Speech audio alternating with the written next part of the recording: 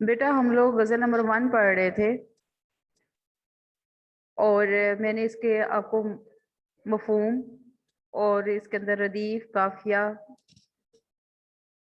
और बाकी कुछ चीज़ें समझाई थी, तो मेरा ख्याल है वो आपको अच्छी तरह समझ में आ गई होंगी।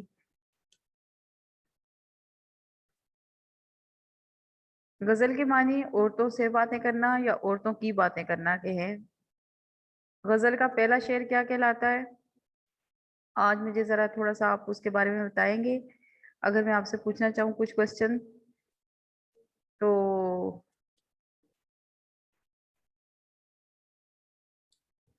गज़ल का पहला शेर मतला कहलाता है। गज़ल का पहला शेर मतला कहलाता है। मतला के दोनों मिसरे हम काफिया और हम रदीफ होते हैं।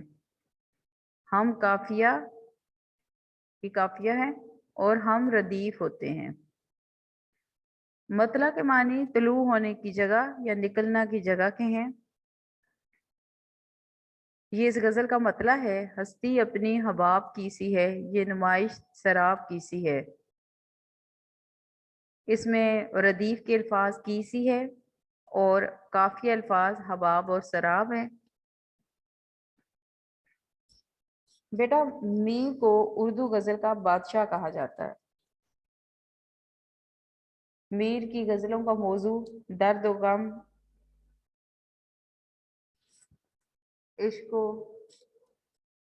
हुस्न व इश्क है, मगर सूफियाना मौज़ूआत भी बड़ी दिलचस्पी के साथ इनके कलाम में पाए जाते हैं। इस शेर में मीर ने जिंदगी की हकीकत को बयान किया है कि इंसानी जिंदगी नापायदार है और इंसानी जिंदगी को मीर ने यहाँ पर पानी के बुलबुले से तशबीह दी है कि जिस तरह पानी का बुलबुला पानी की सतह पर लम्हे भर के लिए बनता है और ख़त्म हो जाता है, इसी तरह हमारी ज़िंदगी भी मुख्तसर सी है, थोड़ी है। और ये दुनिया की जो रौनक चहल पहल हमें नज़र आती है, ये सब एक धोखा है।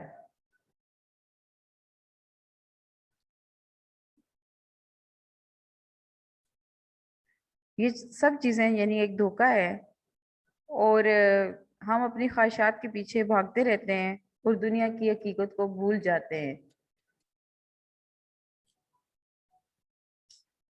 लिहाजा हमें चाहिए कि अल्लाह ताला ने इंसान को एक ख़ास मकसद के तहत पैदा किया है और इंसान के पैदा करने का मकसद अल्लाह ताला की इबादत और आखिरत की तैयारी है। तो हमें चाहिए कि हम ऐसे काम करें जो हमारी आखिरत को संवारें, क्योंकि हमारी किसी भी सांस का कोई भरोसा नहीं है और ये दुनिया एतबार की जगह नहीं है। आपके नोट्स में इसके लिए रेफरेंस शेयर एक लिखा हुआ है कि हवा के दोष पे रखे हुए चिराग है हम। हवा के दोष पे रखे हुए चिराग है हम, जो बुझ गए तो हवा से शिकायतें कैसी। शेर नंबर 2, नाज़ुकी उसके लब की क्या कही है, पंखड़ी एक गुलाब की सी है। मैं अपने महबूब के नाजुक होठों की क्या तारीफ बयान करूं, बस यूं समझ लीजिए कि गुलाब की पत्ती की तरह या गुलाब की पंखड़ी की तरह मालूम होते हैं। इस शेर में मीर ने अपने महबूब के नाजुक होठों को गुलाब की पंखड़ी से तशबीह दी है। इस शेर में वो अपने महबूब के खूबसूरत और नाजुक होठों की तारीफ कर रहे हैं और तारीफ करते हुए अपने महबूब के नाजुक होठों को गुलाब की पंखड़ी से तशबीह दे रहे हैं।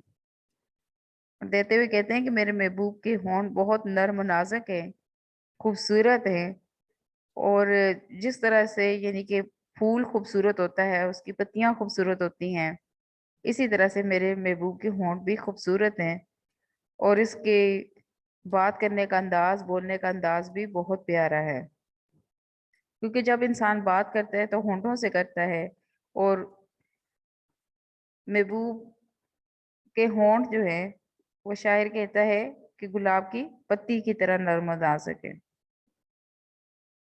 اس میں آپ ریفرنس جو کا شعر جو ہے وہ آپ لکھ سکتے ہیں کہ تو نے دیکھی ہیں وہ آنکھیں وہ رخسار وہ لب، تو نے دیکھی ہیں وہ آنکھیں وہ رخسار وہ لب، زندگی جن کے تصور میں گوا دی ہم نے۔ شعر نمبر 3، اس کے پہلے میں آپ لوگوں کو اس کے مفہوم اور اس کو اچھی طرح سے معنی وغیرہ لکھوا چکی ہوں۔ اب آپ کو بیٹا، کیونکہ آپ یہ غزل جو ہے اس سے پہلے بھی پڑھ چکے ہیں، لیکن یہ دہرائی کرواتے ہوئے میں تھوڑی سی آپ کی ساتھ ساتھ تشریح بھی آپ سمجھا رہی ہوں، تاکہ آپ اچھی طریقے سے جو بھی اس میں کوئی کمی بیشی ہے، آپ کو کوئی مسئلہ ہے تو وہ نہ رہے۔ اس شعر میں میر انسان کو نصیحت کرتے ہوئے کہتے ہیں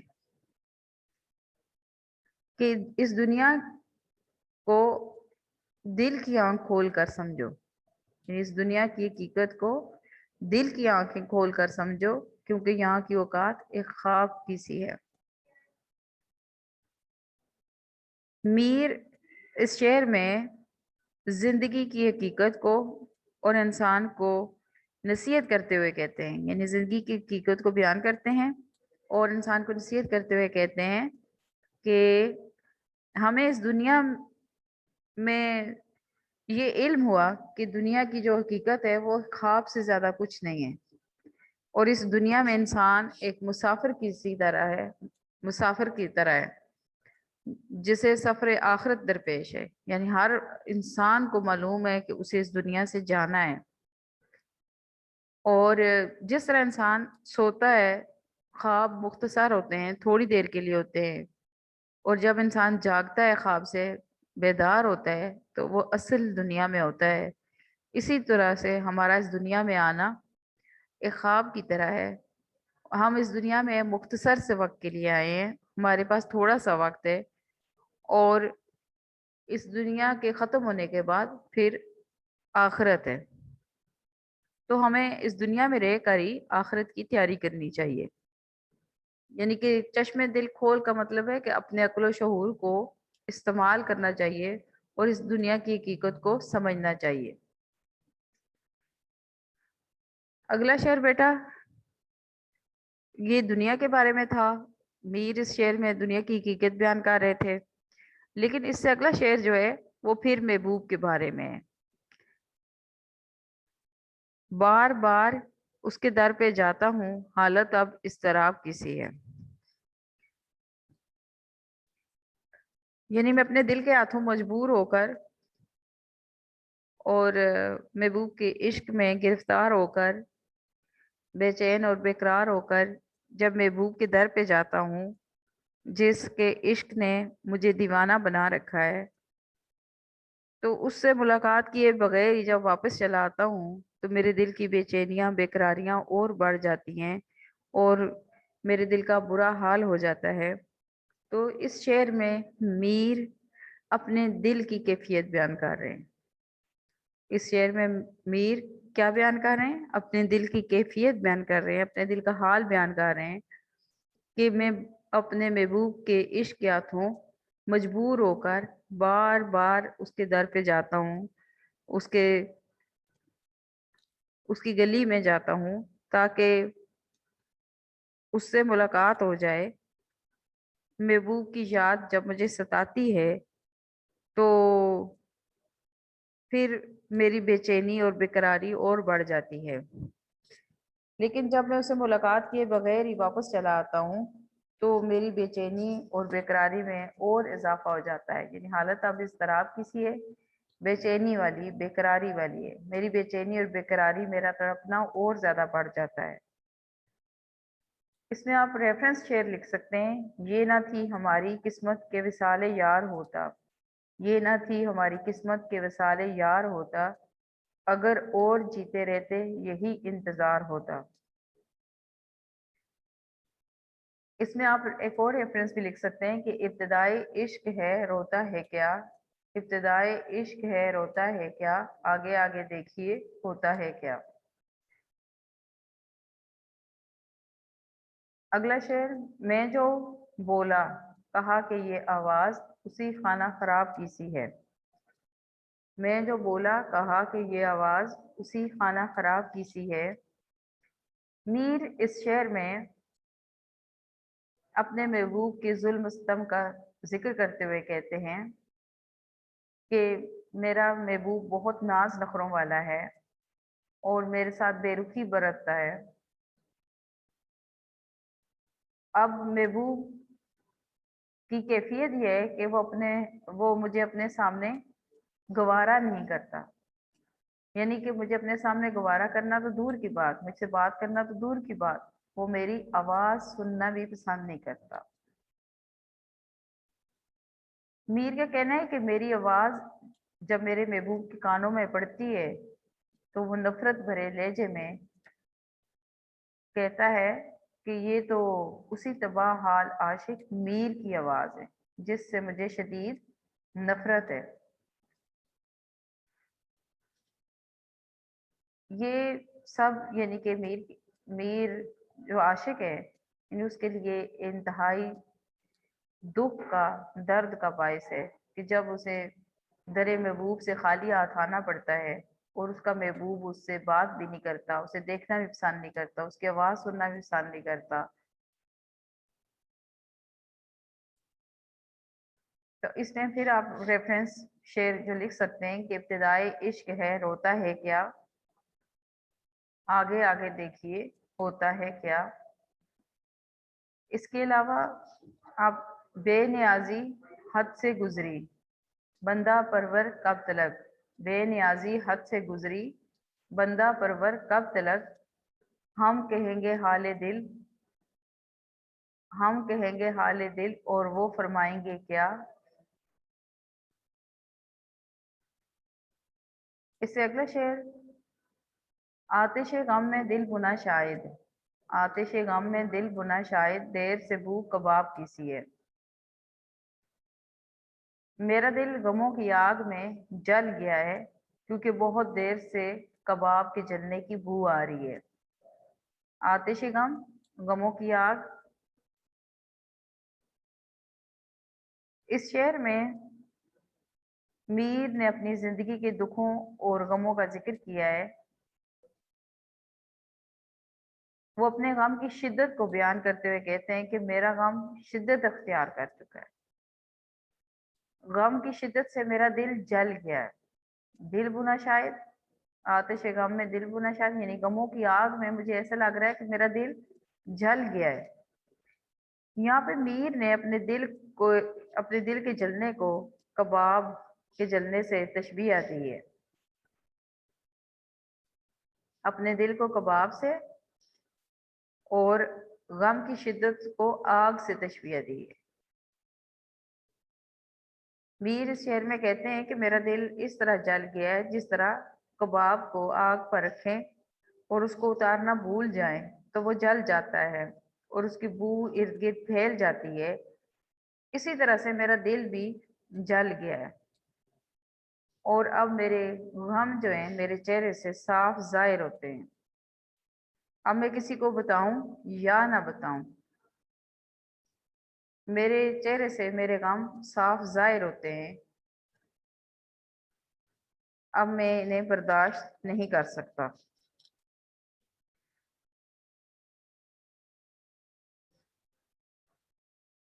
میر ان نیم باز آنکھوں میں، میر ان نیم باز آنکھوں میں ساری مستی شراب کی سی ہے۔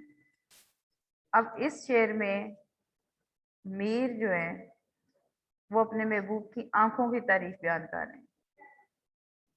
اب یہ دیکھ رہے ہیں کہ ایک شعر میں اگر وہ اپنے غموں کا اظہار کر رہے ہیں تو ساتھ ہی دوسرے شعر میں اس کا موضوع بدل جاتا ہے اور اس شعر میں میر جو ہے وہ اپنے محبوب کی آنکھوں کی مستی کا ذکر کر رہے ہیں، آنکھوں کی خوبصورتی کا ذکر کر رہے ہیں، اور اس شعر میں میر نے اپنے محبوب کی آنکھوں کو شراب کی مستی سے تشبیہ دی ہے، اپنے محبوب کی اد کھلی آنکھوں کو۔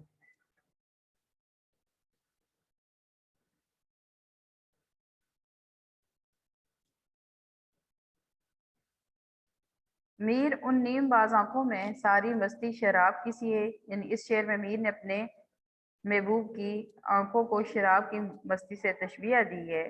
वो कहते हैं कि मेरे महबूब की आंखों में एक जादू है, एक सहर है कि जो भी उसे देखता है वो इसमें उसकी मोहब्बत में गिरफ्तार हो जाता है। मेरा महबूब बहुत सी सिफात का मालिक है। जब वो आंखें खोलता है तो उनका कोई जवाब नहीं, जब वो आंखें बंद करता है तो उनका कोई जवाब नहीं। यानी कि मेरे तमाम सवालात के जवाबात उसकी आंखों में मौजूद हैं। मेरे महबूब की आंखों में एक नशा है, एक सुरूर है जो किसी पर भी तारी हो सकता है। शराब में भी नशा होता है और पीने वाले पर एक मस्ती सी तारी हो जाती है। इसी तरह से मेरे महबूब की अधखुली आंखों में भी नशा है और सुरूर है। और मुझे अपने महबूब की अधखुली आंखें देखकर ऐसे लगता है जैसे शराब की मस्ती हो। अब इसमें आप रेफरेंस लिख सकते हैं कि इनकी आंखें कहती फिरती हैं, लोग नाहक शराब पीते हैं। इनकी आंखें कहती फिरती हैं, लोग नाहक शराब पीते हैं। ये आपके एमसीक्यू के लिए है। कुलियात मीर दीवान अव्वल। बेटा इसका हर मिसरा भी आपका एमसीक्यू है। यानी कि हस्ती अपनी, अब इसमें से ये वर्ड गायब कर दें। हस्ती अपनी हबाब की सी है, ये नुमाइश, अब इसमें से ये वर्ड गायब कर दें। शराब की सी है, नाज़की उसके, इस वर्ड को गायब कर दें। लब की क्या कही है, पंखड़ी एक, इस वर्ड को गायब कर दें। गुलाब की सी है। इसी तरह से यानी हर लाइन में से एक लफ्ज आप गायब कर दें और उसकी जगह चार ऑप्शंस आ जाएं तो आपने जैसे चश्मे दिल खोल, उस भी दुनिया, आलम, कायनात, आसमान, तो उसमें से आलम पर। इस तरह के एमसीक्यू जो हैं वो आपको आएंगे और आपने इस गज़ल के हर मिसरे को एमसीक्यू समझ के पढ़ना है कि जिस तरह कोई भी लाइन, कोई भी वर्ड जो है वो आपको उठाकर एमसीक्यू के लिए दिया जा सकता है। ये क्वेश्चन आंसर मैंने उस दिन आपको समझा दिए थे और ये भी यहाँ तक मैंने आपको करवा दिया था। अब बेटा गज़ल लुगत में यानी डिक्शनरी में गज़ल के मानी औरतों से बातें करना या औरतों की बातें करना के, इसको अंडरलाइन करें।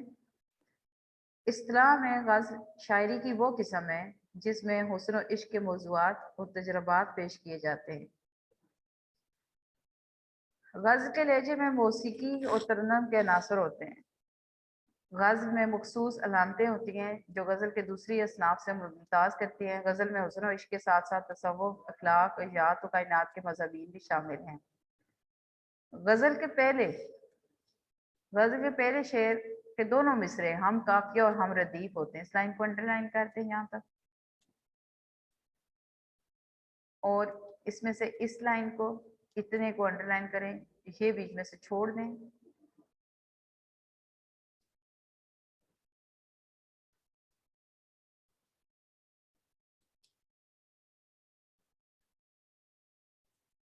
गज़ल का आखिरी शेर मक्ता कहलाता है, बशर्ते कि फिर ये लाइन अंडरलाइन करेंगे। इस यानी ये लाइन इतनी अंडरलाइन करने के बाद आपने फिर इस पे आ जाना है। गज़ल का आखिरी शेर मक्ता कहलाता है बशर्ते कि शायर ने इसमें अपना तकल्लुस इस्तेमाल किया हो। गज़ल के हर शेर का मौजू अलग होता है। बस इतनी सी बात लिख दें, गज़ल के हर शेर का मौजू अलग होता है। मतला, मतला के मानी निकलने की या तुलू होने की जगह कहें। इस्तिलाह में गज़ल या कसीदे के पहले शेर को मतला कहा जाता है। यहाँ तक लिखकर आप इसको इतना अंडरलाइन करें, इसके ऊपर लिखें मतला की तारीफ करें, मतला की तारीफ करें। इसके ऊपर लिखें गज़ल गज़ल की तारीफ करें। मतला के दोनों मिसरे हम काफिया और हम रदीफ होते हैं। फिर ये लाइन अंडरलाइन करेंगे इतनी सी। पहले आप इतनी ऊपर ये लाइन अंडरलाइन करेंगे, उसके बाद फिर यहाँ से इतनी लाइन अंडरलाइन करेंगे, फिर उसके बाद एक मिसाल लिख देंगे। ये कोई भी मिसाल, यानी कि अभी आपने जो गजल पढ़ी है, ह- हस्ती अपनी हबाब की सी है, ये नुमाइश शराब की सी है, मिसाल में आप वो भी लिख सकते हैं। पहला शेर किसी भी गजल का लिख सकते हैं, लेकिन लिखना फिर मतला का ही है, यानी पहला शेर ही लिखना है। मक्ता, मक्ता के लफ्ज़ी मानी खत्म करने या काटने के। इस्तिलाह में मक्ता गजल के आखिरी शेर को कहा जाता है जिसमें शायर अपना तखल्लुस इस्तेमाल करता है। जिस शेर में शायर अपना तखल्लुस इस्तेमाल ना करे उसे गजल का आखिरी शेर कहा जाएगा, मक्ता नहीं। ये दोनों लाइनें आपने अंडरलाइन करनी है पूरी पूरी, यहाँ मक्ता नहीं तक। उसके बाद कोई भी आप मक्ता का या इसी गजल का पहला शेर आखिरी शेर लिख लें। मिसाल के तौर पर ये जो आपका गजल का आखिरी शेर है ये आप लिख सकते हैं।